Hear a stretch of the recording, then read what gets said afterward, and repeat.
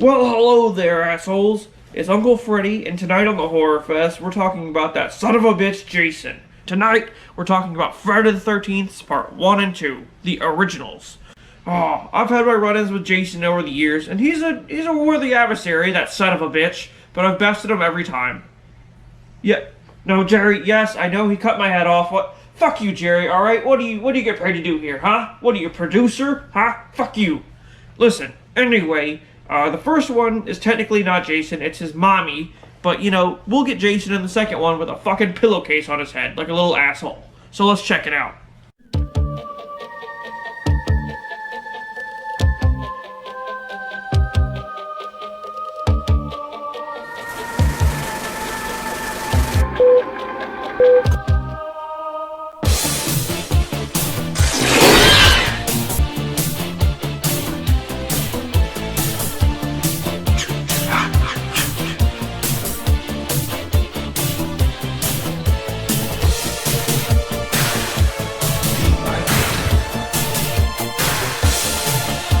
They were making love while their young boy drunk.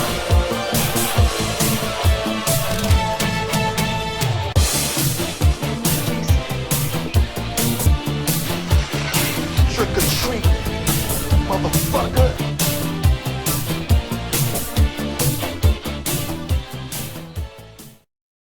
With your host, Freddy. Happy Halloween, bitch.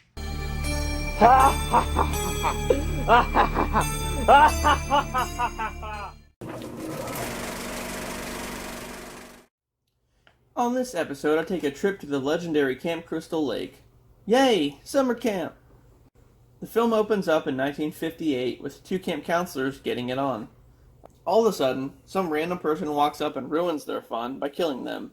Aw man, what a buzzkill. This ended with the camp being shut down. 21 years later, the camp is reopened and a counselor named Annie hitchhikes to the camp with a truck driver against the advice of a guy named Crazy Ralph, who is a local drunk saying that the camp is cursed. So Annie decides to go anyway, because who the fuck would listen to a guy named Crazy Ralph? On the way there, the trucker warns her about the area's troubled past with a boy drowning in the lake 20 plus years earlier, and the murders that occurred. But it does very little to discourage her from going out in the middle of the woods and fucking a bunch of people and smoking weed or whatever these fucking kids do. Anyway, the trucker drops her off like halfway there, and then she gets picked up by someone else who we don't see. Annie gets creeped out by this person, whoever they are, and she attempts to leave, but the person chases her into the woods and kills her. Meanwhile, back at the camp, Steve Christie, the new owner and the one who reopened the camp, is refurbishing some cabins with the new counselors.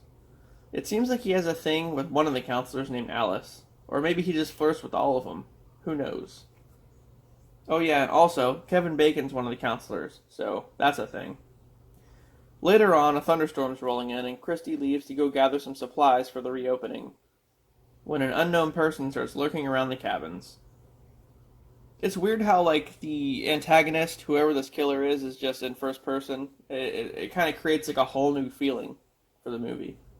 One of the counselors, named Ned, sees this person wandering around and decides that in the pitch black, while it's storming out, it's a good idea to follow this person into a dark cabin.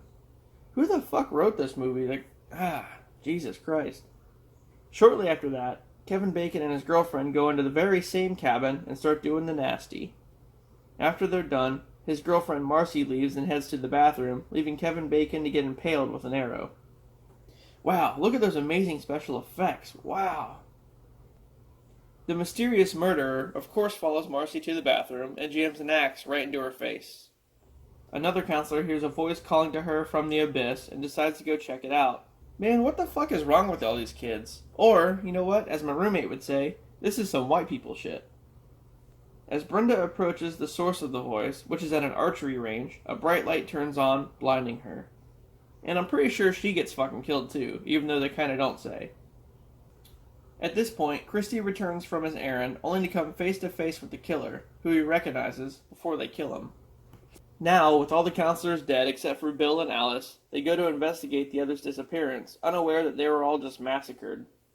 Suddenly the power goes out, and Bill goes to investigate, leaving Alice all alone. After Bill doesn't come back for a while, Alice heads over to the generator room to check on him and finds Bill pinned up by some arrows. And then, all freaked out, she runs away and sees a car pull up. She goes over to the car, thinking that it's Christy, only to be introduced to Pamela Voorhees, a woman who states she's an old friend of the Christies. She explains that she used to work at the camp and that her son Jason drowned in the lake back in 1957 due to the counselors beeping the boop instead of watching him. It's then revealed that she's the killer. Oh no, who would have thought? And then, down by the shore, Alice and Pamela engage in mortal combat, with Pamela getting decapitated by a machete. Exhausted, Alice passes out in a canoe that floats out onto the lake in a peaceful sequence. When all of a sudden, here's Jason! The decayed body of Pamela's son pops up and grabs her. Alice then awakens in the hospital, having imagined the whole thing. Or did she? Part 2 starts 2 months later, with Alice at home still recovering from whatever happened. She opens the fridge to get something out and finds Pamela's severed head. Then she gets an ice pick right to the temple, courtesy of yet another mysterious killer. 5 years later, a guy named Paul opens a school for camp counselors near the lake called Packanack Lodge. There's a new group of students, one of which is Jenny, Paul's assistant. That night, as they're sitting around a campfire, Paul tells the legend of Jason and how he drowned in the lake. They sure do bring up this story a lot, like every chance they get. And then he adds the part about Pamela getting decapitated by a counselor after her vengeful killing spree. This is where Paul drops the bomb that allegedly Jason never died, and that he's been lurking around the camp for years, killing anyone and everyone to get revenge for his mother's death. Well shit, if that's the case, why didn't Jason just walk up to his mom and be like, hey, by the way, I'm not dead? Anyway, so Paul reassures everyone that Jason is dead, and that the camp is now condemned. After that, Crazy Ralph shows back up to pass on his crazy ramblings to the new group, and gets killed off almost immediately by the mysterious new killer.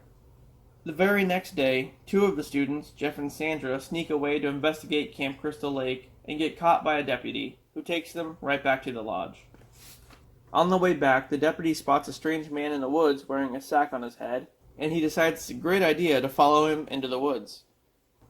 I mean, I get that this guy's a deputy, but come on. Like, who the fuck would do that? The chase leads him to a rundown shack in the middle of the woods, and he goes inside, because that's exactly what anyone would do, right? As to be expected, the deputy gets killed by the man almost instantly. Back at the lodge, the students are all going out for a night on the town, except for Jeff and Sandra.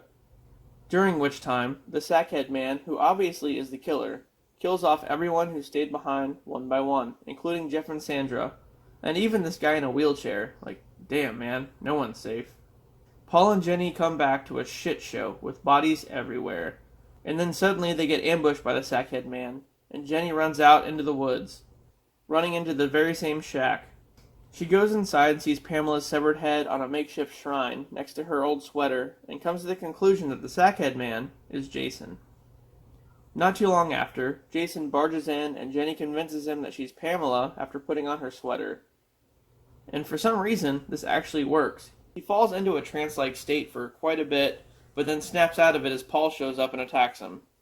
Jason gets the upper hand, but before he can kill Paul, Jenny slams a machete down into his shoulder. With Jason dead, they return to the lodge, and everything seems okay, only for Jason to come flying through the window. And all of a sudden, we cut to Jenny waking up the following day, being loaded into an ambulance. What the fuck just happened? And there's no sign of Paul. The end. So, for what they were, these movies are great. I mean, originally, just like Halloween, Friday the 13th was intended on being an anthology series, with each film being a different plot.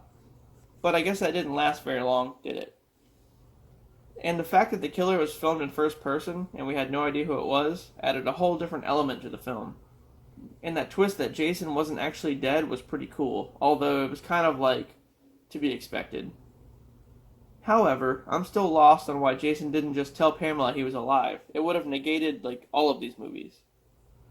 Tune in next time for parts 3 and 4. I'll see you then.